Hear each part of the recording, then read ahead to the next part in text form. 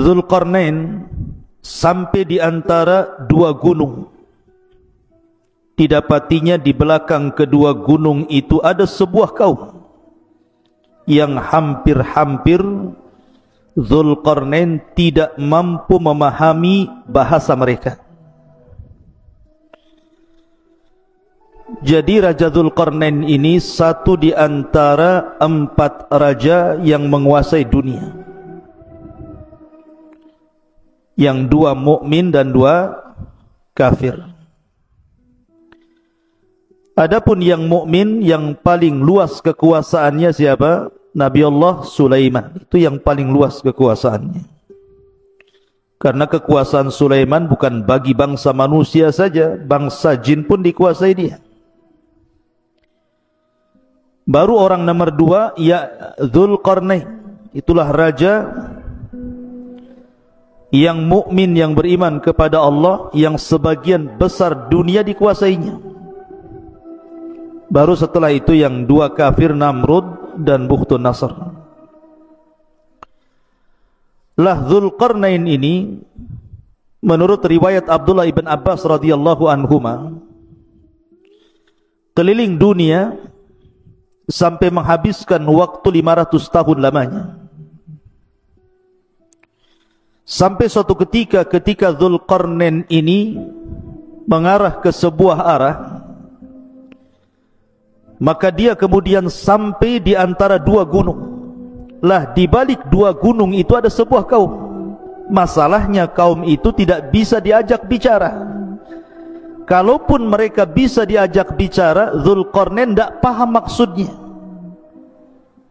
Karena Dzulqarnain baru sampai di tempat itu. Tetapi bagaimanapun Allah subhanahu wa ta'ala berikan kemampuan kepada Dzulqarnain itu, thumma atba'a sababa. Jadi Dzulqarnain itu diberikan oleh Allah kemampuan untuk memahami apa yang menjadi sulit bagi dia menjadi mudah. Akhirnya diriwayatkan Dzulqarnain mempersiapkan 10 penerjemah. Yang satu penerjemah ke penerjemah yang lainnya itu beda bahasa.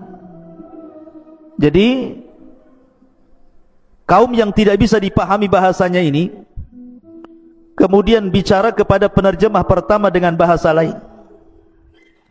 Penerjemah pertama, kedua menggunakan bahasa lain lagi.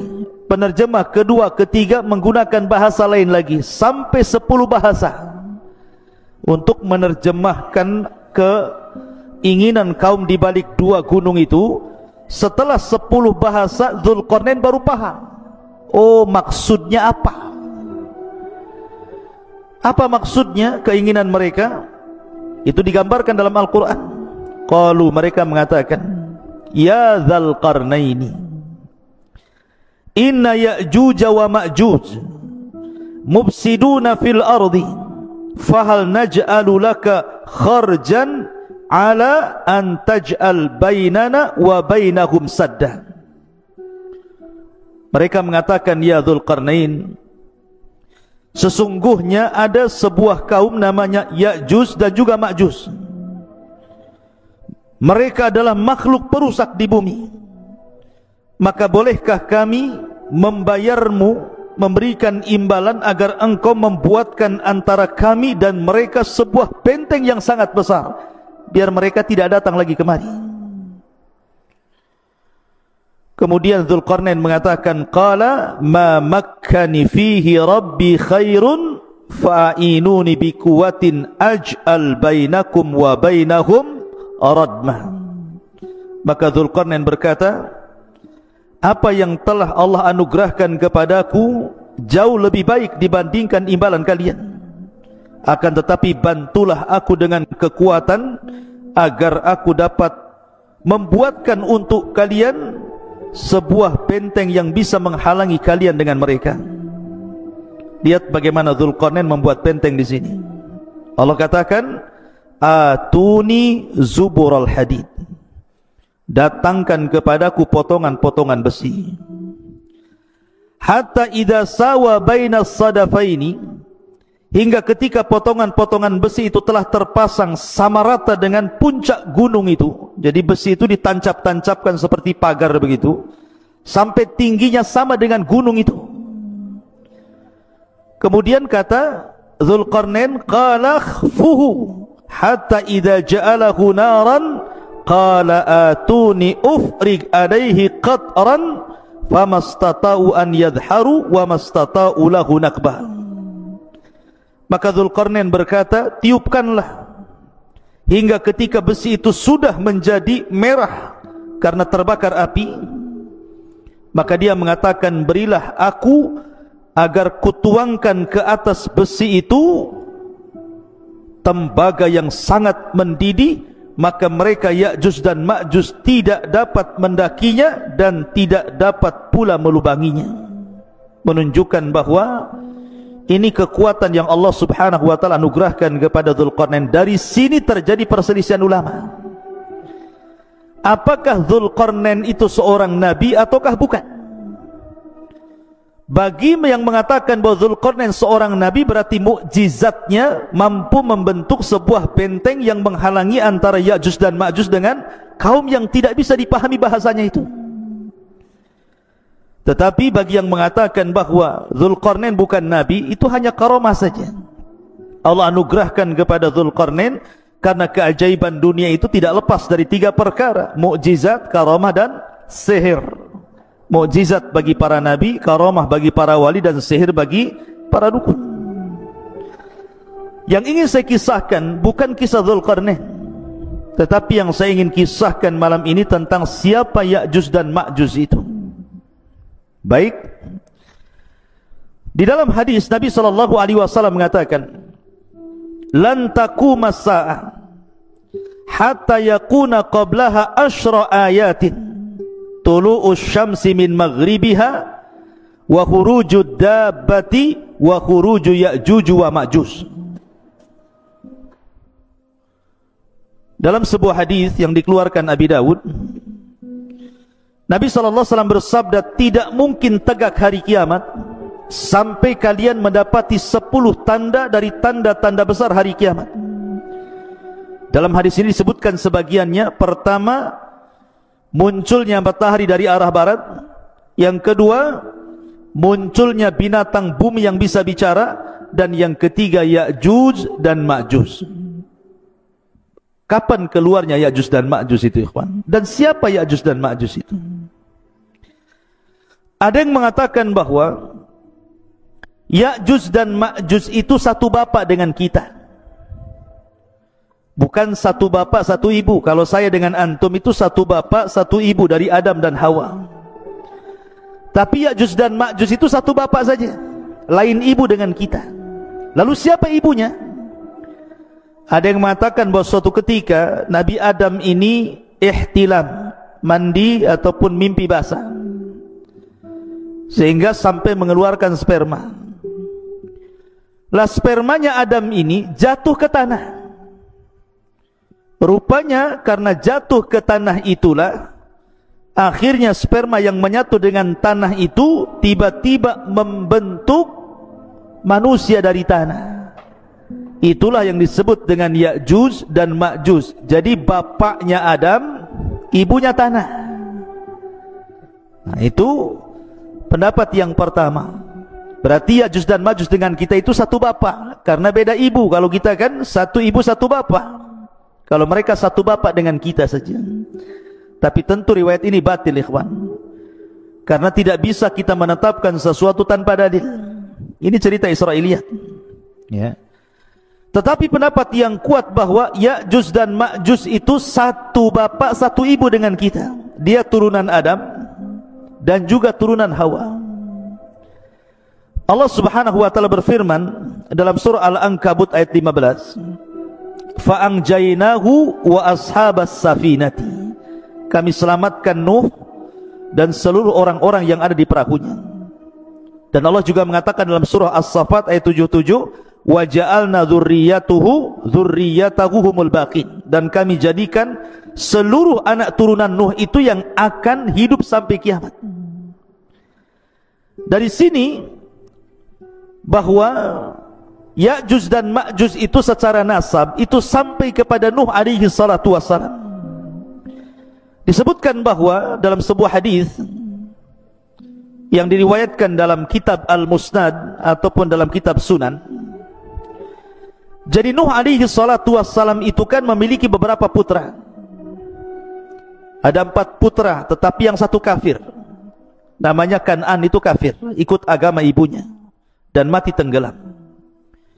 Adapun yang tersisa adalah Syam, kemudian Ham, kemudian Yafis. Itu 3 putra Nuh yang masih hidup kala itu, yang ada di perahu Nuh itu. Pertama Syam, kemudian Ham, kemudian Yafis. Adapun Syam itu disebut Abul Arab, bapaknya orang-orang Arab. Jadi seluruh orang Arab itu turunan Syam. Adapun Ham maka disebut Abu Sudan.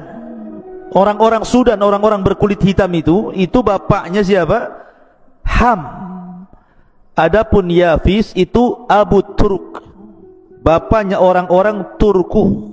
Bukan Turki, bukan. Turk itu adalah sebuah bangsa yang kemudian terdiri daripada beberapa bangsa-bangsa, dan itu diisyaratkan ke bangsa Asia kayak kita ini. Itu turunan Yafis namanya. Jadi Turuk itu banyak kabilah-kabilah. Lah salah satu kabilah Turuk itu adalah Ya'juj dan Ma'juj. Jadi Ya'juj dan Ma'juj itu turunan daripada Yafis, dan Yafis ini putra Nuh alaihi salatu wassalam, dan nasab Nuh sampai kepada Adam alaihi salatu wassalam. Dari sini jelaslah bahwa Ya'juj dan Ma'juj itu manusia sama dengan kita. Dia bukan makhluk yang menyeramkan, bukan monster, bukan apa, bukan, sama dengan kita manusia, turunan Yafis ibn Nuh alaihi salatu wassalam. Ma'asyiral muslimin yang dimuliakan Allah subhanahu wa ta'ala, bicara tentang Ya'juj dan Ma'juj tentu juga tidak lepas daripada bicara tentang Dzulqarnain tadi ya. Karena bagaimanapun yang memenjarakan Ya'juj dan Ma'juj itu Dzulqarnain. Sedikit saya akan jelaskan secara singkat tentang Dzulqarnain biar antum paham. Dzulqarnain ini ikhwan adalah seorang raja yang menguasai dunia. Tadi saya katakan perselisihan ulama tentang Dzulqarnain, apakah dia nabi ataukah dia bukan. Bahkan ada yang mengatakan dia malaikat. Tapi pendapat ini tidak benar. Dzulqarnain manusia, tetapi diperselisihkan apakah dia nabi atau bukan, dan yang rajih dia bukan nabi. Dan Dzulqarnain itu hidup di zaman Ibrahim. Ingat, Dzulqarnain hidup di zaman Nabi Ibrahim alaihi salatu wassalam. Bahkan dikatakan oleh Ibnu Utsaimin rahimahullahu taala bahwa Dzulqarnain pernah tawaf bersama Ibrahim, dan dialah yang menjadikan Dzulqarnain itu masuk Islam. Jadi yang mendakwahkan dakwah tauhid kepada Dzulqarnain itu Nabi Ibrahim. Sampai akhirnya Dzulqarnain masuk Islam, kemudian menjadi raja dunia, dan dia pernah tawaf bersama Nabi Ibrahim alaihi salatu wassalam. Ada yang mengatakan bahwa Dzulqarnain adalah Iskandar Yunan, atau disebut dengan Iskandar Al-Maqduni. Ini tidak benar. Memang Iskandar Yunan atau Iskandar Al-Maqduni yang dia punya guru namanya Aristoteles. Antum pernah dengar Aristoteles itu pendiri pemahaman filosof. Ya, kalau disebut dengan filosof Yunan itu artinya didirikan oleh Aristoteles. Nah, itu nanti ada murid-muridnya Plato dan yang lainnya. Ya. Lah Aristoteles ini seorang Yunan, dialah yang kemudian menjadi guru besarnya Iskandar Al-Maqdun, atau disebut dengan Iskandar Al-Yunan. Memang di zaman itu Iskandar Al-Yunan Al-Maqdum itu menguasai dunia. Jadi banyak, setelah dia mengalahkan Persia, Romawi, dan banyak bangsa-bangsa dikalahkan, sehingga orang menganggapnya dia Dzulqarnain karena menguasai barat dan timur, utara dan selatan. Sehingga sebagian orang mengatakan bahwa Dzulqarnain adalah Iskandar Al-Maqdun yang dididik oleh Aristoteles tadi, dan seorang filosof Yunan. Tidak benar. Kenapa tidak benar? Pertama, dari segi zaman sudah berbeda. Dzulqarnain itu di zaman Nabi Ibrahim, sementara Aristoteles ini jauh, ya, jauh dibandingkan di zaman Nabi Ibrahim. Dia berabad-abad, dari mana nggak ketemu. Yang kedua, Dzulqarnain ini seorang muslim, orang yang bertauhid kepada Allah Azza wa Jalla, sementara Al-Iskandar Al-Makdun atau Yunan itu kafir, sehingga nggak ketemu. Dari segi agama saja tidak ketemu. Maka Dzulqarnain ya Dzulqarnain, orangnya lain. Kemudian Iskandar Al-Yunan atau Al-Makdun ya Iskandar Al-Makdun, lain lagi. Maka jangan disamakan, itu dua orang yang berbeda. Intinya bahwa Dzulqarnain adalah seorang raja, seorang muslim, masuk Islam di tangan Nabi Ibrahim alaihi salatu wassalam, kemudian menjadi raja dan menguasai dunia. Lah di zamannya inilah Ya'juj dan Ma'juj kemudian dibenteng oleh dia sehingga tidak bisa keluar. Adapun tentang sifat Ya'juj dan Ma'juj itu, bagaimana bentuknya sebenarnya? Ibnu Hajar rahimahullahu ta'ala menyebutkan beberapa pendapat para ulama tentang bentuk fisiknya Ya'juj dan Ma'juj itu. Kata beliau bahwa ada sebagian orang mengatakan bahwa Ya'juj dan Ma'juj itu badannya seperti syajaratil aruz, seperti pohon aruz. Pohon aruz itu berada di Syam atau tepatnya di Lubnan sana, di Libanon. Itu banyak pohon aruz, itu tinggi sekali, ya. Jadi pohon aruz itu sangat tinggi sekali, sampai dijelaskan tingginya itu ishruna wa mi'ata dhirah, 120 hasta. Satu hasta segini. Kalau 120 hasta, kalau 120 bagi 2 berapa? 60. Berarti 60 meter. Karena satu hasta itu setengah meter. Berarti tingginya Ya'juj dan Ma'juj itu 60 meter. Masjid ini saja baru 10 meter. Berarti 6 kali tingginya masjid ini. Berarti tinggi sekali Ya'juj dan Ma'juj itu. Raksasa kan begitu ya. Ini satu pendapat. Jadi Ya'juj dan Ma'juj itu setinggi itu karena dimisalkan dengan pohon aruz yang ada di Syam, di Lubnan sana. Ini satu pendapat.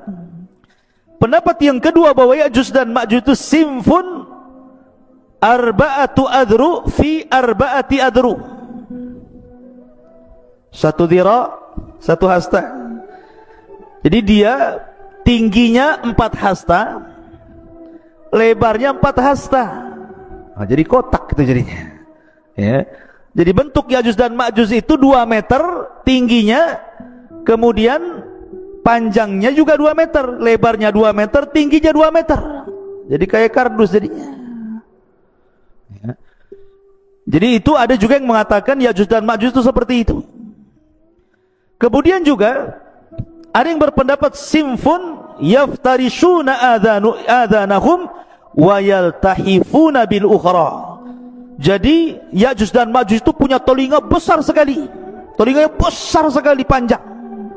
Jadi satu telinga digunakan untuk selimut dia kalau dia tidur, maka satu telinganya lagi digunakan untuk membunuh, untuk menyerang. Ah, ini kayak apa ini? Telinganya besar sekali, ya. Kemudian juga ada yang mengatakan bahwa Ya'juj dan Ma'juj itu tuluhum shibrun aw shibraini wa atwaluhum salasata ashbar. Paling tinggi 3 jengkal segini. Seginilah, segini. Ada juga yang 2 jengkal, ada juga 1 jengkal segini tingginya itu. Berarti manusia kerdil. Tapi sekali lagi ini hanya pendapat, tidak didasari dalil-dalil sama sekali. Ini hanya dinukilkan dari kisah Israiliyat. Jadi Al-Hafidh Ibnu Hajar menukilkan pendapat tentang bentuk Ya'juj dan Ma'juj ini adalah semuanya riwayat dhaifah, tidak ada yang sahih. Lalu yang sahih seperti apa? Yang sahih diriwayatkan dalam sebuah hadis dari Ibnu Harmalah, dari bibinya, yang diriwayatkan oleh Imam Ahmad dalam musnadnya. Ini bentuk fisik asli yang sahih ini. Disebutkan dalam sebuah hadis, khataba Rasul sallallahu alaihi wasallam wa huwa asibu isba'ahu min ladghati aqrabin. Rasul sallallahu alaihi wasallam berkhutbah dalam keadaan jarinya tersengat kalajengking. Kemudian beliau mengatakan, innakum taquluna la aduwa wa innakum la tazaluna tuqatiluna aduwan hatta ya'tiya Ya'juj wa Ma'juj iradul wujuh sigharul uyun syuhbus syi'af min kulli hadhabin yansilun ka'anna wujuhahum al-mujanal mutraqatu. Kata Nabi SAW, kalian mengatakan tidak ada musuh lagi, padahal sesungguhnya kalian akan terus memerangi musuh sampai datangnya sebuah kaum yang namanya Ya'juj dan Ma'juj. Siapa mereka? Mereka adalah lebar mukanya, kecil matanya alias sipit, warna putih di rambut atasnya. Mereka mengalir dari tempat-tempat yang tinggi, seakan-akan wajah mereka persis seperti perisai perang. Artinya bahwa Ya'juj dan Ma'juj itu kalau kita kelompokkan satu dunia ini, orang-orang yang mirip dengan Ya'juj dan Ma'juj itu berdasarkan hadis Imam Ahmad ini mengisyaratkan ke mana? Ke bangsa Cina.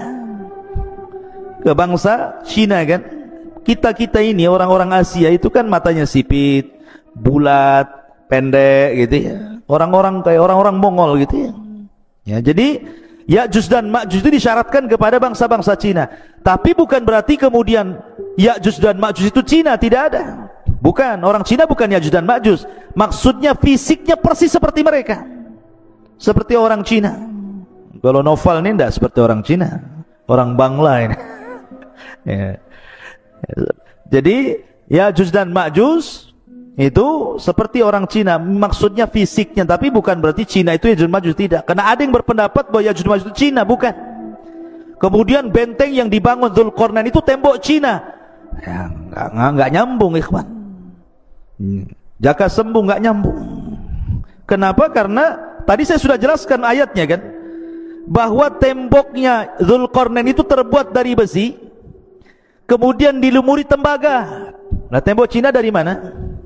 Dari tembok, dari batu bata aja disusun. Yang kedua, tembok Cina pernah roboh sebagiannya. Kalaupun seandainya dirudal itu bisa roboh, tapi bentengnya Ya'juj dan Ma'juj tidak bisa, kuat sekali. Dan itu berdasarkan Al-Quran dan juga hadis Nabi SAW, tidak mungkin roboh benteng itu kecuali Allah izinkan roboh. Jadi tidak ada kaitan benteng Cina dengan bentengnya Dzulqarnain atau Ya'juj dan Ma'juj dengan orang Cina, nggak ada kaitan di situ. Ya'juj dan Ma'juj lain, benteng Cina juga lain, bukan benteng Ya'juj dan Ma'juj. Ya, secara fisik ya persis gitu saja. Ya. Ma'asyiral muslimin yang dimuliakan Allah Subhanahu wa taala. Kemudian dari segi jumlah mereka kan sekarang terkurung ikhwan, karena ada yang mengatakan di balik benteng ini di mana? Apakah dalam tanah, di gua-gua, di gorong-gorong gitu ya, atau di dalam dasar lautan, atau di atas bumi, wallahu alam. Tetapi lihat bagaimana Allah Subhanahu wa taala gambarkan betapa banyaknya mereka. Nabi SAW bersabda dalam hadis Abi Sa'id Al-Khudri radhiyallahu an.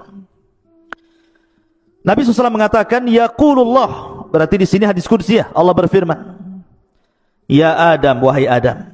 Jadi suatu ketika Allah akan memanggil Nabi Adam. Kemudian Adam mengatakan, labbaika wa sa'daika wal khairu fi yadaik. Kata Adam, labbaik, ku sambut panggilanmu ya Rabb dengan senang hati dan kebaikan semua di tanganmu ya Rabb.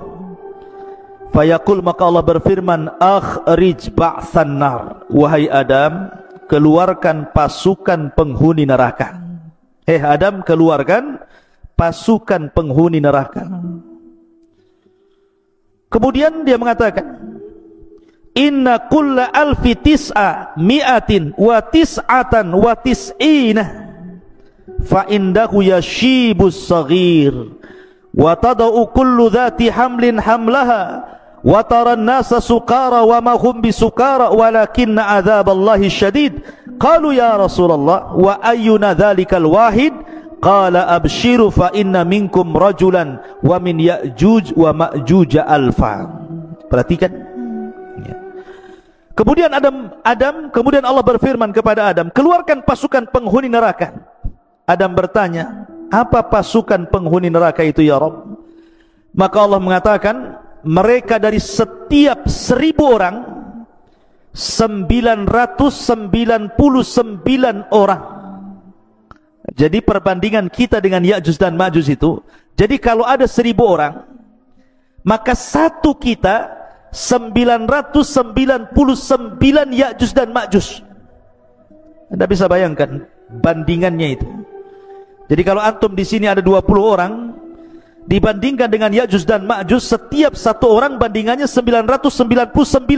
Berarti jumlah mereka banyak. Jadi kalau antum melawan Ya'juj dan Ma'juj, antum satu orang melawan 999 Ya'juj dan Ma'juj. Kira-kira menang gak tuh? Antum satu orang lawan satu orang aja kalah antum. Ini 999, bonyok lah. Banyak jumlahnya kan. Macam mana cara melawannya ini? Sekian banyaknya itu kan. Kemudian Allah berfirman, membacakan ayat Al-Quran setelah menyebutkan mereka dari setiap 1000 orang 999 orang. Ketika itu anak kecil menjadi beruban, setiap yang hamil melahirkan apa yang dikandungnya, dan kamu lihat orang-orang seakan-akan mabuk padahal mereka tidak mabuk, tetapi karena azab Allah yang sangat keras. Para sahabat bertanya, Rasul, siapa yang satu itu? Maka Nabi SAW mengatakan, bergembiralah, sesungguhnya penghuni neraka itu satu di antara kalian, dan Ya'juj dan Ma'juj 1000 dari mereka. Artinya dari 1000 orang itu satu di antara kita, 999 dari mereka. Menunjukkan penghuni neraka banyak sekali. Karena dari Ya'juj dan Ma'juj saja bandingannya 1 banding 999 jiwa gitu ya. Maka dari hadis ini ada beberapa faedah. Pertama, Ya'juj dan Ma'juj calon penghuni neraka. Yang kedua, jumlah mereka besar. Dan yang ketiga, mereka adalah turunan Adam alaihi salatu wassalam. Ada hadis, tetapi memang dilemahkan sebagian para ulama, yang mengatakan bahwa Ya'juj dan Ma'juj itu, jelaskan, Ya'juj ummatun wa Ma'juj ummatun, kullu ummatin arba'atu alafin ummah, la yamutur rajulu minhum hatta yang dura ila alfi dzakarin min sulbihi kulluhum qad hamala silah. Jadi ada hadis yang mengatakan, satu orang Ya'juj dan Ma'juj itu tidak akan mati sampai dia melahirkan anak cucunya, sampai jumlah mereka itu 1000 orang, baru mereka mati. Jadi kalau Ya'juj dan Ma'juj ini mati, pasti sudah memiliki anak cucu dan jumlahnya 1000 orang, dan mereka sudah siap berperang dengan senjata mereka. Tapi hadis ini lemah ya. Tapi masyhur dalam kisah-kisah Ya'juj dan Ma'juj kalau dijelaskan oleh para ulama. Taib. Sekarang pertanyaannya, ada di mana Ya'juj dan Ma'juj itu sebenarnya? Karena di masa Khalifah Abbasiyah, ketika itu yang memimpin siapa? Al-Wathiq. Jadi para khalifah di zaman itu berusaha mencari-cari tahu di mana sih letak Ya'juj dan Ma'juj itu, ada di mana sebenarnya? Ada di hutan Jabal Uhud kah? Ada di manakah? Kita tidak tahu.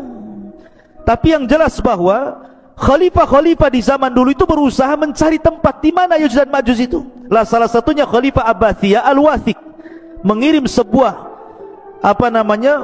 pasukan besar, kemudian mereka berjalan dari negeri ke negeri, dari daerah ke daerah, dari desa ke desa, dari lembah ke lembah, dari bukit ke bukit, padang pasir ke padang pasir, sampai akhirnya mereka sampai di sebuah benteng yang sangat kokoh. Dan itu disebutkan oleh Imam Ibnu Katsir dalam kitabnya.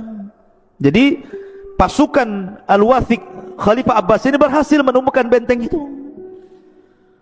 Benteng itu sangat kokoh sekali. Karena ketika itu Khalifah Al-Wathiq bermimpi bahwa terjadi keretakan benteng itu dalam mimpinya. Makanya dia kirim pasukan untuk mencari benteng itu, dan ketemu.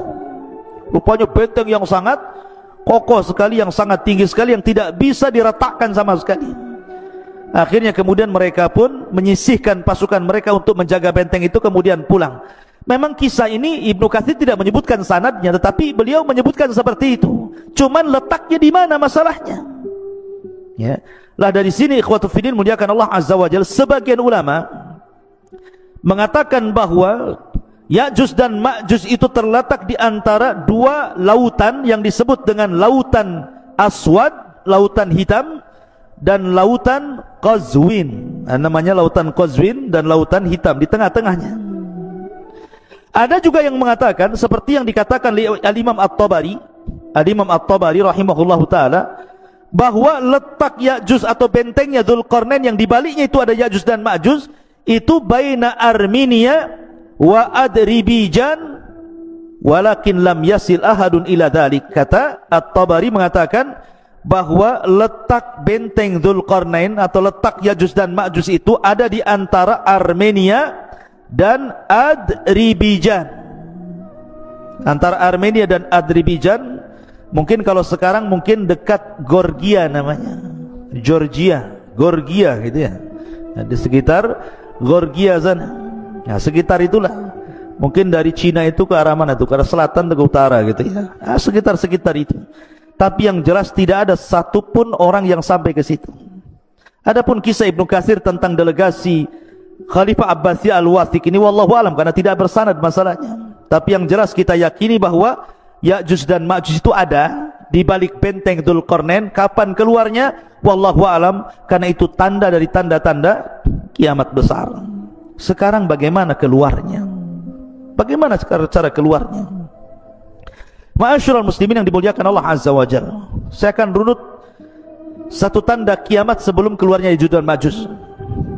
Kita tahu bahwa sebelum keluarnya Ya'juj dan Ma'juj itu, dari tanda-tanda kiamat besar adalah keluar Dajjal. Dajjal dulu ya. Dajjal dulu keluar, baru kemudian Ya'juj dan Ma'juj. Jadi Dajjal ini fitnahnya adalah fitnah agama. Jadi Dajjal itu fitnahnya fitnah agama. Fitnah agama artinya bahwa Dajjal ini sama sekali tidak merusak seperti Ya'juj dan Ma'juj. Memang murni fitnah agama, tidak ada kaitan dengan Ya'juj dan Ma'juj ya. Lah kemudian Allah subhanahu wa ta'ala takdirkan turun Isa bin Maryam, kemudian membunuh Dajjal. Lah ketika Isa bin Maryam telah membunuh Dajjal inilah baru kemudian muncul Ya'juj dan Ma'juj. Lah ketika itu Allah subhanahu wa ta'ala memerintahkan Isa untuk sembunyi, karena kalau melawan tidak akan sanggup. Karena Rasul yang mengatakan kaum ini tidak bisa diperangi, bukan tidak bisa dibunuh, tidak bisa diperangi karena jumlahnya banyak masalahnya. Tadi saya katakan kalau antum melawan Ya'juj dan Ma'juj, berarti satu dari antum melawan 999. Macam mana cara membunuhnya? Yang ada kita yang dibunuh mereka gitu ya. Makanya karena saking banyak jumlahnya itulah, makanya Rasul SAW bersabda bahwa kaum ini tidak bisa diperangi. Makanya kenapa Allah subhanahu wa ta'ala merintahkan Isa untuk membawa pasukan kaum muslimin sembunyi di bukit Tur. Gak usah dilayan. Kalau kau maksa perang pasti kalah ya. Akhirnya kemudian Isa hanya bertawakal kepada Allah Azza wa Jal, sampai akhirnya mereka kelaparan di bukit itu, sampai kepala kerbau jauh lebih berharga dibandingkan emas dan perak, karena mereka nggak bisa keluar, dikepung saking banyaknya Ya'juj dan Ma'juj itu ya. Lah dari sini ikhwatul fillah muliakan Allah Azza wa Jal, Allah subhanahu wa ta'ala berfirman, ataupun hadis Nabi SAW dari Sam'an, dari Nawas ibn Sam'an, idh awhallahu ila Isa, Allah subhanahu wa ta'ala mewahyukan kepada Isa bin Maryam, inni qad akhrajtu ibadan li la yadani li ahadin biqitalihim faharriz ibadi ila Tur. Sesungguhnya aku mengeluarkan hamba-hambaku yang tidak ada kemampuan bagi seorang pun untuk memeranginya. Biarkanlah mereka hamba-hambaku menuju Tur, jangan dilayan Ya'juj dan Ma'juj itu. Wa yab'atsullahu Ya'juj wa Ma'juj wa hum min kulli hadabin yansirun. Maka Allah subhanahu wa ta'ala mengeluarkan Ya'juj dan Ma'juj mereka mengalir dari setiap ketinggian seperti bah api saking banyaknya. Fayamurru wa awailuhum ala buhairatit tabariyah fayashrabun ma fiha wa yamurru akhiruhum fayaquluna laqad kana bihadhihi marratan ma. Kemudian mereka melewati danau Tabariyah. Jadi satu kloter Yajuj dan Majuj yang baru keluar dari benteng itu sampai di danau Tabariyah. Lah benteng Yajuj dan Majuj itu kan sudah retak tuh. Rasulullah SAW di zamannya saja ada bolongan seperti ini bentengnya. Jadi dan Majuj itu bisa ngeker tuh dari dalam tuh. Jadi apa yang di luar dikeker gitu ya, tapi tidak bisa keluar. Jadi kelompok yang pertama keluar itu mereka melintasi sebuah danau yang disebut dengan danau Tiberias. Danau Tabariyah dalam bahasa Arab, dalam bahasa kita Tiberias itu. Mereka minum sampai kering, tidak ada sisa air itu. Padahal baru sedikit itu yang keluar. Kemudian kloter yang kedua datang dan mengatakan, sungguh dulu di sini banyak airnya. Kenapa? Kemana air ini? Padahal sudah diminum oleh kloter pertama. Saking banyaknya, bayangkan. Minum pun semuanya diminum dia. Lewat danau diminum dia, lewat got diminum dia, semua diminum dia. Karena mereka nggak pernah melihat air seperti itu kan, mereka terbenteng dalam benteng. Kemudian qalu, aduh, Bang Karim ini ganggu saja nih. Qalu, mereka mengatakan, ya dzal qarnaini inna ya'juj wa ma'juj mufsiduna fil ardi fahal naj'alu laka kharajan ala an taj'al bainana wa bainahum sadda. Kemudian Dzulqarnain mengatakan, sesungguhnya Yajuj dan Majuj mereka perusak di permukaan bumi. Jadi ikhwan, ketika Yajuj dan Majuj keluar itu, Yajuj dan Majuj itu fitnahnya berbeda dengan Dajjal. Kalau Dajjal itu kan fitnah agama. Kamu kalau ikut saya senangkan, tapi kalau tidak ikut saya bunuh kau. Bahasanya seperti itu. Ataupun mungkin fitnah yang lain, fitnah dabatul ar gitu ya, fitnah binatang yang melata dari perut bumi, tugasnya stempel saja, mukmin kafir gitu. Tapi Yajuj dan Majuj ini memang asli merusak, tidak ada hubung kait dengan agama. Pokoknya keluar saja, dia dibantainya semua orang yang di luarasnya. Lihat pohon ditebang, lihat bangunan dirobohkan, lihat air disedot airnya, lihat lautan habis dimakannya. Pokoknya semua yang ada depannya dihancurkan dan tidak dibangun lagi. Jadi tugasnya yang merusak saja. Semua dirusak, hutan dirusak, bangunan dirusak, orang dibantai. Bahkan ada yang mengatakan bahwa kalau dia membunuh di luarasnya, bukan hanya dibunuh, dimakan bangkainya. Jadi mereka itu kanibal, memakan. Bahkan sesama mereka pun mereka memakan. Bagi mamanya Yajuj dan Majuj meninggal, salah satu di antara mereka dimakan jasadnya. Sampai seperti itu gitu ya kerusakannya. Jadi ngeri gitu ya Yajuj dan Majuj itu. Makanya wajar kalau seandainya tidak ada satupun ras di luar Yajuj dan Majuj, kecuali mereka akan dibantai, dibunuh, dimakan. Kecuali yang sembunyi, mereka selamat. Kalau nggak sembunyi mereka tidak selamat. Makanya kemudian Yajuj dan Majuj ini mereka akan terus menyerang di luarasnya, akan keliling dunia, akan membantai ke desa-desa, ke kota-kota, ke daerah-daerah, ke kutub-kutub. Mereka akan meluas di mana-mana. Sampai ketika mereka sudah puas karena merasa sudah tidak ada lagi yang diserang, sombong mereka. Kesombongan itulah sampai kemudian mereka mengatakan, qatalna man fil ardi sanaqtuluhu man fis sama, katanya. Kami sudah membantai orang-orang yang di bumi, sekarang yang di langit ku bantai juga, katanya. Lihat, dia mau membantai orang-orang yang di langit, malaikat. Bumi ini kecil ikhwan, dibandingkan dengan langit, kata Nabi SAW, seperti kita punya cincin dilempar ke padang pasir. Bumi itu cincinnya, padang pasir itu langitnya. Apalagi panah tombak kecil-kecil lagi kan gitu ya. Kemudian dilemparkan ke bumi, macam mana coba? Cincin dilempar ke padang pasir. Lah bumi ini cincinnya, langit di padang pasirnya. Kemudian mereka melempar tombak, melempar tanah ke langit, panah-panah ke langit. Kemudian mereka ditipu oleh Allah. Wa yakiduna kaida. Tiba-tiba Allah sedot itu panah sama tombak itu sampai keluar jalur awan, sampai gak kelihatan ya. Kemudian setelah tombak dan panah mereka itu menembus awan-awan, Tiba-tiba kemudian dibalikan lagi sama Allah. Dan Allah subhanahu wa ta'ala kemudian lumuri di ujung-ujungnya itu darah-darah. Seolah-olah mereka sudah membunuh orang-orang yang ada di langit. Padahal tidak ada satu makhluk yang terkena tembakan itu. Allah hendak menipu daya mereka sehingga mereka makin sombong. Sekarang mana lagi? Di langit sudah kami bunuh, di bumi sudah kami bunuh, mana lagi katanya? Sombongnya mereka. Dari itulah maka akhirnya Allah subhanahu wa ta'ala al-jaza'u min jinsil amal. Mulai Allah membalas perbuatan mereka. Masyarul muslimin yang dimuliakan Allah subhanahu wa ta'ala, lah Ya'juj dan Ma'juj ini sebenarnya mereka susah keluar sebenarnya. Setiap hari itu mereka sampai hari ini mereka hendak keluar melobangi.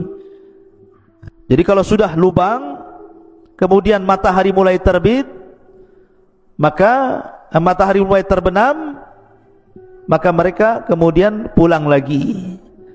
Begitu setiap hari, ya. Ketika mereka datang lagi, rupanya lubang yang kemarin sudah tertutup lagi. Sampai akhirnya di akhir zaman, kata Nabi SAW, pimpinan mereka Ya'juj dan Ma'juj mengatakan kepada anak buahnya, "Ghadan nahfiru insyaallah." Besok, katanya Ya'juj dan Ma'juj, pemimpinnya mengatakan, kita akan gali lagi lubang ini insyaallah. Setelah diilhamkan pemimpinnya mengucapkan insyaallah, maka tiba-tiba lubang itu tidak kembali lagi, tetap lubang. Akhirnya digali sampai mereka bisa menembus di luar benteng. Dari situ Allah mengatakan min kulli hadabin yansilun, keluar semua dari lubang itu, kemudian membantai, membunuh di luarasnya. Masyarul muslimin yang dimuliakan Allah azza wa jalla. Lalu bagaimana akhir perjalanan Ya'juj dan Ma'juj itu?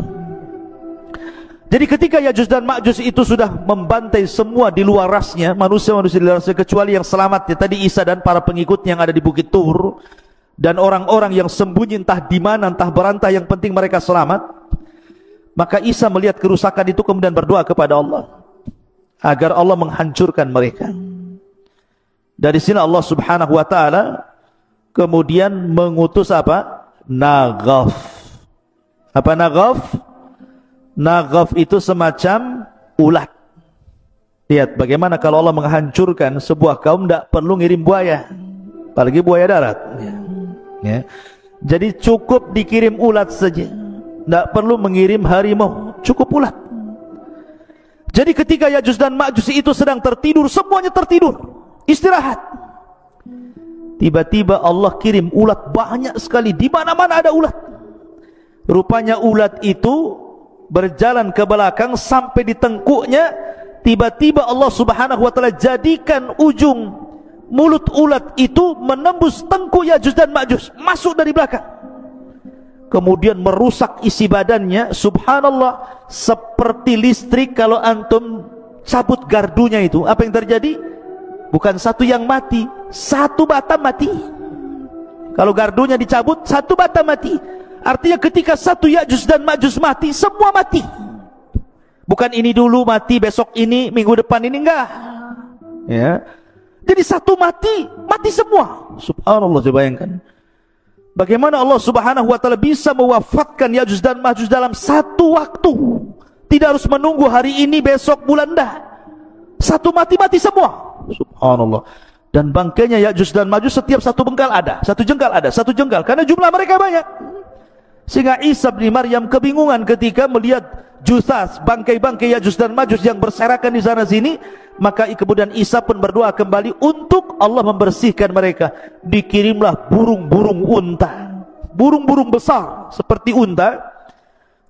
Kemudian diangkatlah jasadnya. Dalam riwayat Musnad Imam Ahmad, dilempar ke lautan, entah berantah laut mana. Yang jelas bukan laut Batam sini, yang jelas laut mana, sampai bersih bumi. Yang namanya bangkai dibuang, tetap masih ada sisanya. Maka Isa berdoa lagi agar betul-betul Allah subhanahu wa ta'ala membersihkan bumi. Maka Allah kirimkan hujan, sampai hujan ini membuat banjir, sehingga sisa-sisa Ya'juj dan Ma'juj masuk ke sungai-sungai, masuk ke solokan, masuk ke laut-lautan. Akhirnya betul-betul bersih bumi. Allah kembalikan bumi seperti di zaman Adam. Pohonnya besar-besar sampai pohon delima, satu buah, satu kampung bisa masuk ke cangkangnya. Bisa bayangkan, pohonnya besar, satu buah delima, itu kalau dibelah, satu kampung bisa masuk ke cangkangnya itu, sambil makan di dalam. Kalau delima sekarang segede gini, sudah kecut lagi kecil gini. Jadi nanti di akhir zaman itu delima itu ruman itu besar sekali. Ya, bisa puluhan masuk di situ. Karena Allah suburkan kembali sebagaimana di zaman ketika awal bumi dihidupkan, subur. Dari sini akhirnya Isa bin Maryam mulai membawa pasukan Imam Mahdi yang sudah meninggal, memimpin dunia, mematahkan salib, kemudian membunuh babi, kemudian menegakkan keadilan. Bagi yang tidak mau ikut syariat Islam maka akan dibantai, bagi yang ikut maka selamat. Sampai akhirnya Isa pun haji. Setelah haji kemudian Isa bin Maryam meninggal dunia. Hanya 7 tahun setelah itu Isa bin Maryam meninggal dunia.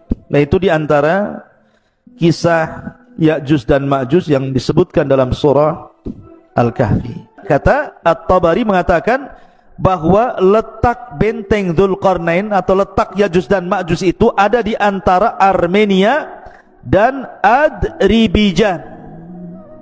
Antara Armenia dan Azerbaijan, mungkin kalau sekarang mungkin dekat Georgia namanya, Georgia gitu ya. Nah, di sekitar Georgia sana. Nah, sekitar itulah. Mungkin dari Cina itu ke arah mana itu? Ke arah selatan atau ke utara gitu ya. Nah, sekitar itu. Tapi yang jelas tidak ada satupun orang yang sampai ke situ. Adapun kisah Ibnu Katsir tentang delegasi Khalifah Abbasiyah Al-Wathiq ini wallahu alam, karena tidak bersanad masalahnya. Tapi yang jelas kita yakini bahwa Ya'juj dan Ma'juj itu ada di balik benteng Dzulqarnain. Kapan keluarnya wallahu alam, karena itu tanda dari tanda-tanda kiamat besar. Sekarang bagaimana keluarnya? Bagaimana cara keluarnya? Ma'asyiral muslimin yang dimuliakan Allah Azza wa Jalla, saya akan runut satu tanda kiamat sebelum keluarnya Ya'juj dan Ma'juj. Kita tahu bahwa sebelum keluarnya Ya'juj dan Ma'juj itu dari tanda-tanda kiamat besar adalah keluar Dajjal. Dajjal dulu ya. Dajjal dulu keluar, baru kemudian Ya'juj dan Ma'juj. Jadi Dajjal ini fitnahnya adalah fitnah agama. Jadi Dajjal itu fitnahnya fitnah agama. Fitnah agama artinya bahwa Dajjal ini sama sekali tidak merusak seperti Ya'juj dan Ma'juj. Memang murni fitnah agama, tidak ada kaitan dengan Ya'juj dan Ma'juj ya. Lah kemudian Allah subhanahu wa ta'ala takdirkan turun Isa bin Maryam, kemudian membunuh Dajjal. Lah ketika Isa bin Maryam telah membunuh Dajjal inilah baru kemudian muncul Ya'juj dan Ma'juj. Lah ketika itu Allah subhanahu wa ta'ala memerintahkan Isa untuk sembunyi, karena kalau melawan tidak akan sanggup. Karena Rasul yang mengatakan kaum ini tidak bisa diperangi, bukan tidak bisa dibunuh, tidak bisa diperangi karena jumlahnya banyak masalahnya. Tadi saya katakan kalau antum melawan Ya'juj dan Ma'juj berarti satu dari antum melawan 999. Macam mana cara membunuhnya? Yang ada kita yang dibunuh mereka gitu ya. Makanya karena saking banyak jumlahnya itulah, makanya Rasul SAW bersabda bahwa kaum ini tidak bisa diperangi. Makanya kenapa Allah subhanahu wa ta'ala merintahkan Isa untuk membawa pasukan kaum muslimin sembunyi di Bukit Tur. Gak usah dilayan. Kalau kau maksa perang pasti kalah ya. Akhirnya kemudian Isa hanya bertawakal kepada Allah Azza wa Jal, sampai akhirnya mereka kelaparan di bukit itu sampai kepala kerbau jauh lebih berharga dibandingkan emas dan perak, karena mereka nggak bisa keluar, dikepung saking banyaknya Ya'juj dan Ma'juj itu ya. Lah dari sini ikhwatu fillah muliakan Allah Azza wa Jal, Allah subhanahu wa ta'ala berfirman, ataupun hadis Nabi SAW dari Sam'an, dari Nawas ibn Sam'an, idh awhallahu ila Isa, Allah subhanahu wa ta'ala mewahyukan kepada Isa bin Maryam, inni qad akhrajtu ibadan li la yadani li ahadin biqitalihim faharriz ibadi ila Tur. Sesungguhnya aku mengeluarkan hamba-hambaku yang tidak ada kemampuan bagi seorang pun untuk memeranginya, biarkanlah mereka hamba-hambaku menuju Tur. Jangan dilayan Ya'juj dan Ma'juj itu. wa yab'atsullahu Ya'juj wa Ma'juj wa hum min kulli hadabin yansilun. Maka Allah Subhanahu wa taala mengeluarkan Ya'juj dan Ma'juj, mereka mengalir dari setiap ketinggian seperti bah api saking banyaknya. Fayamurru wa awailuhum ala buhairatit tabariyah fayashrabun ma fiha wa yamurru akhiruhum fayaquluna laqad kana bihadhihi marratan ma. Kemudian mereka melewati danau Tabariyah. Jadi satu kloter Ya'juj dan Ma'juj yang baru keluar dari benteng itu sampai di danau Tabariyah. Lah benteng Ya'juj dan Ma'juj itu kan sudah retak tuh. Rasulullah SAW di zamannya saja ada bolongan seperti ini bentengnya. Jadi dan Ma'juj itu bisa ngeker tuh dari dalam tuh. Jadi apa yang di luar dikeker gitu ya, tapi tidak bisa keluar. Jadi kelompok yang pertama keluar itu mereka melintasi sebuah danau yang disebut dengan Danau Tiberias, Danau Tabariyah dalam bahasa Arab, dalam bahasa kita Tiberias itu. Mereka minum sampai kering, tidak ada sisa air itu, padahal baru sedikit itu yang keluar. Kemudian kloter yang kedua datang dan mengatakan, sungguh dulu di sini banyak airnya, kenapa kemana air ini? Padahal sudah diminum oleh kloter pertama. Saking banyaknya, bayangkan, minum pun semuanya diminum dia. Lewat danau diminum dia, lewat got diminum dia, semua diminum dia. Karena mereka nggak pernah melihat air seperti itu kan, mereka terbenteng dalam benteng. Kemudian qalu, aduh, Bang Karim ini ganggu saja nih. Qalu, mereka mengatakan, ya dzal qarnaini inna Ya'juj wa Ma'juj mufsiduna fil ardi fahal naj'alu laka kharajan ala an taj'al bainana wa bainahum sadda. Kemudian Dzulqarnain mengatakan, sesungguhnya Ya'juj dan Ma'juj mereka perusak di permukaan bumi. Jadi ikhwan, ketika Ya'juj dan Ma'juj keluar itu, Ya'juj dan Ma'juj itu fitnahnya berbeda dengan Dajjal. Kalau Dajjal itu kan fitnah agama, kamu kalau ikut saya senangkan, tapi kalau tidak ikut saya bunuh kau, bahasanya seperti itu. Ataupun mungkin fitnah yang lain, fitnah dabatul ar gitu ya, fitnah binatang yang melata dari perut bumi, tugasnya stempel saja, mukmin kafir gitu. Tapi Ya'juj dan Ma'juj ini memang asli merusak, tidak ada hubung kait dengan agama. Pokoknya keluar saja, dia dibantainya semua orang yang di luarasnya. Lihat pohon ditebang, lihat bangunan dirobohkan, lihat air disedot airnya, lihat lautan habis dimakannya. Pokoknya semua yang ada di depannya dihancurkan dan tidak dibangun lagi. Jadi tugasnya yang merusak saja. Semua dirusak, hutan dirusak, bangunan dirusak, orang dibantai. Bahkan ada yang mengatakan bahwa kalau dia membunuh di luarasnya, bukan hanya dibunuh, dimakan bangkainya. Jadi mereka itu kanibal, memakan. Bahkan sesama mereka pun mereka memakan. Bagi mamanya Ya'juj dan Ma'juj meninggal, salah satu di antara mereka dimakan jasadnya. Sampai seperti itu gitu ya kerusakannya. Jadi ngeri gitu ya Ya'juj dan Ma'juj itu. Makanya wajar kalau seandainya tidak ada satupun ras di luar Ya'juj dan Ma'juj, kecuali mereka akan dibantai, dibunuh, dimakan. Kecuali yang sembunyi, mereka selamat. Kalau nggak sembunyi, mereka tidak selamat.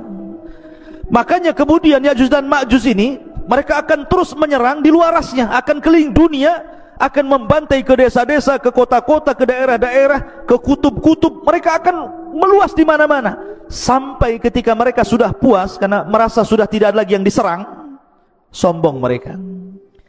Kesombongan itulah sampai kemudian mereka mengatakan, qatalna man fil ardi sanaqtuluhu man fis sama, katanya.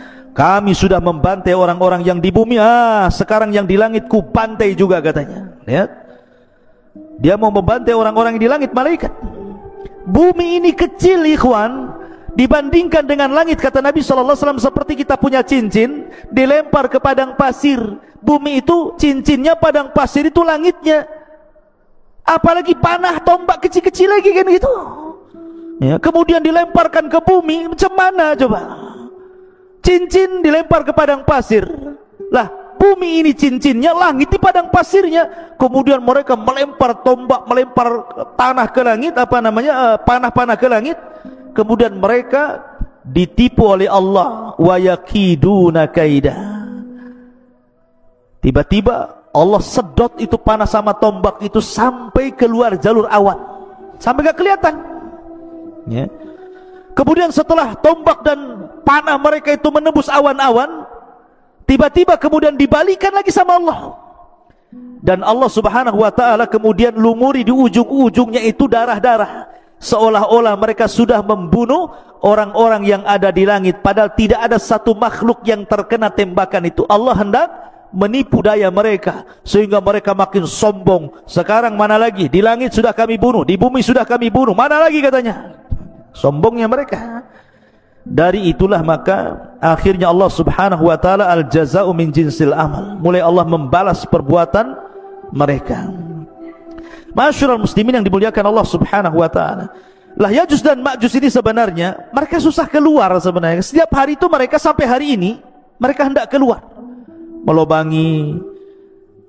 Jadi kalau sudah lubang kemudian matahari mulai terbit, maka matahari mulai terbenam, maka mereka kemudian pulang lagi. Begitu setiap hari, ya. Ketika mereka datang lagi, rupanya lubang yang kemarin sudah tertutup lagi. Sampai akhirnya di akhir zaman, kata Nabi SAW, pimpinan mereka Ya'juj dan Ma'juj mengatakan kepada anak buahnya, "Ghadan nahfiru insyaallah."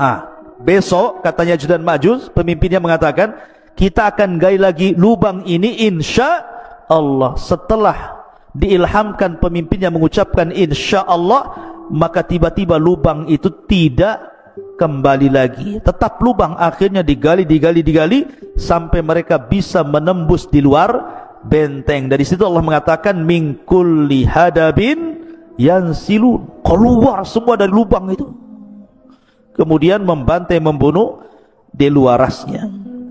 Masyarul muslimin yang dimuliakan Allah azza wa jalla, lalu bagaimana akhir perjalanan Ya'juj dan Ma'juj itu? Jadi ketika Ya'juj dan Ma'juj itu sudah membantai semua di luar rasnya, manusia-manusia di luar rasnya, kecuali yang selamat ya tadi Isa dan para pengikutnya yang ada di Bukit Tur, dan orang-orang yang sembunyi entah di mana, entah berantah, yang penting mereka selamat.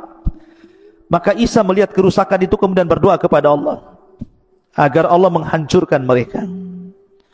Dari sini Allah subhanahu wa ta'ala kemudian mengutus apa? Naghaf. Apa Naghaf? Naghaf itu semacam ulat. Lihat bagaimana kalau Allah menghancurkan sebuah kaum, tidak perlu ngirim buaya, apalagi buaya darat, ya. Jadi cukup dikirim ulat saja, tidak perlu mengirim harimau, cukup ulat. Jadi ketika Ya'juj dan Ma'juj itu sedang tertidur, semuanya tertidur, istirahat, tiba-tiba Allah kirim ulat banyak sekali, di mana-mana ada ulat. Rupanya ulat itu berjalan ke belakang sampai di tengkuknya. Tiba-tiba Allah subhanahu wa ta'ala jadikan ujung mulut ulat itu menembus tengkuk Ya'juj dan Ma'juj, masuk dari belakang, kemudian merusak isi badannya. Subhanallah, seperti listrik kalau antum cabut gardunya itu, apa yang terjadi? Bukan satu yang mati, satu batang mati. Kalau gardunya dicabut, satu batang mati. Artinya ketika satu Ya'juj dan Ma'juj mati, semua mati. Bukan ini dulu mati, besok ini, minggu depan ini, enggak, ya. Jadi satu mati, mati semua. Subhanallah, coba bayangkan bagaimana Allah subhanahu wa ta'ala bisa mewafatkan Ya'juj dan Ma'juj dalam satu waktu. Tidak harus menunggu hari ini, besok, bulan, dah. Satu mati semua. Subhanallah. Dan bangkainya Ya'juj dan Ma'juj setiap satu bengkal ada, satu jengkal ada, satu jengkal, karena jumlah mereka banyak. Sehingga Isa bin Maryam kebingungan ketika melihat jusas, bangkai-bangkai Ya'juj dan Ma'juj yang berserakan di sana sini. Maka kemudian Isa pun berdoa kembali untuk Allah membersihkan mereka. Dikirimlah burung-burung unta, burung-burung besar seperti unta. Kemudian diangkatlah jasadnya. Dalam riwayat Musnad Imam Ahmad, dilempar ke lautan, entah berantah laut mana. Yang jelas bukan laut Batam sini, yang jelas laut mana. Sampai bersih bumi. Yang namanya bangkai dibuang, tetap masih ada sisanya. Maka Isa berdoa lagi agar betul-betul Allah subhanahu wa ta'ala membersihkan bumi. Maka Allah kirimkan hujan, sampai hujan ini membuat banjir, sehingga sisa-sisa Ya'juj dan Ma'juj masuk ke sungai-sungai, masuk ke solokan, masuk ke laut-lautan. Akhirnya betul-betul bersih bumi. Allah kembalikan bumi seperti di zaman Adam. pohonnya besar-besar sampai pohon delima, satu buah, satu kampung bisa masuk ke cangkangnya. Bisa bayangkan, pohonnya besar, satu buah delima, itu kalau dibelah, satu kampung bisa masuk ke cangkangnya itu, sambil makan di dalam. Kalau delima sekarang segede gini, sudah kecut lagi kecil gini. Jadi nanti di akhir zaman itu delima itu ruman itu besar sekali, ya, bisa puluhan masuk di situ. Karena Allah suburkan kembali sebagaimana di zaman ketika awal bumi dihidupkan, subur.